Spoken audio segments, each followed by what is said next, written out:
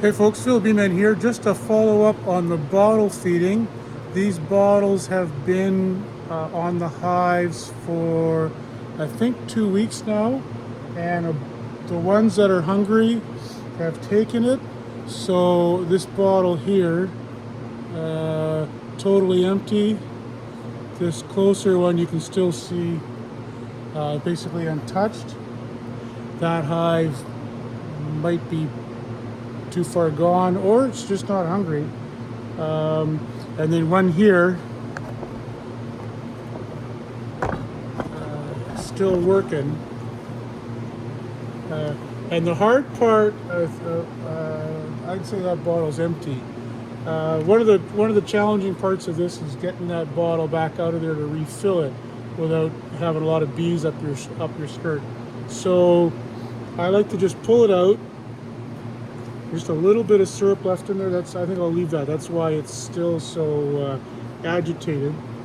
We'll go to the next one here. This one, bottle's totally empty, quite light, and there's bees on it. Try to show that. And I like to try to not have those bees get lost. So I'll just tap that, and most of them will end up back on the entrance. Show you that again.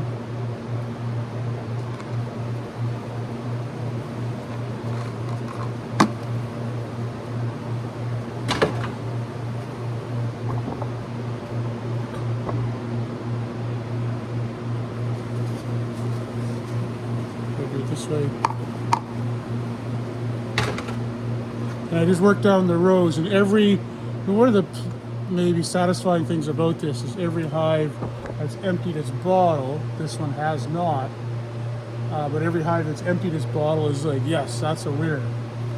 That one, I'm afraid, might have starved before I got to it. It's pretty rough in there.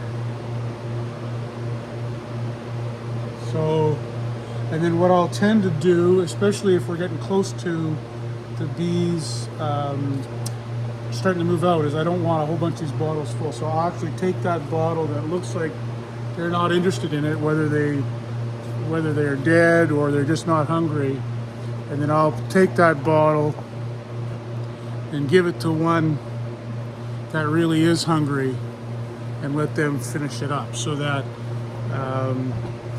the ones that are hungry, I just keep pounding the syrup to them.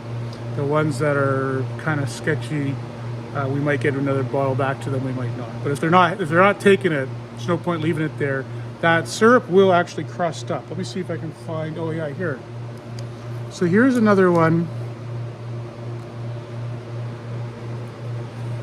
It's quite dry in these sheds, so if the syrup doesn't get taken for very long, it actually does candy up, especially out here. So if you leave it too long, it's just going to be a mess. So it makes sense. Let's give it to a hive that's going to really chew that up. So there's one. Oh yeah, we'll go back to this one here. So I just work along the columns, and if I find a full one, I'll just stick it on one where the bees are just screaming out of here, and they'll clean that candied sugar and the liquid right out of there in no time. So that's the process. Try to do a little bit every day, and we're just hanging on for spring here. Still a pretty cold day today, but one day soon we'll be moving these bees out, and hopefully, if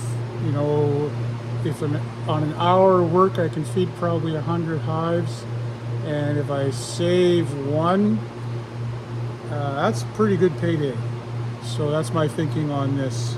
As if we were having an early spring, these would already be outside, and every hive would have a pail.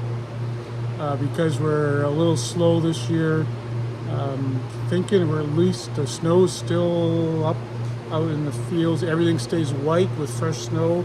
The sun reflects back into the sky. So things are sometimes slow spring, That's just the way it is, and you gotta plan for an extra couple of weeks of feeding here. All right, that's it for today. Thanks a lot, folks. Keep well.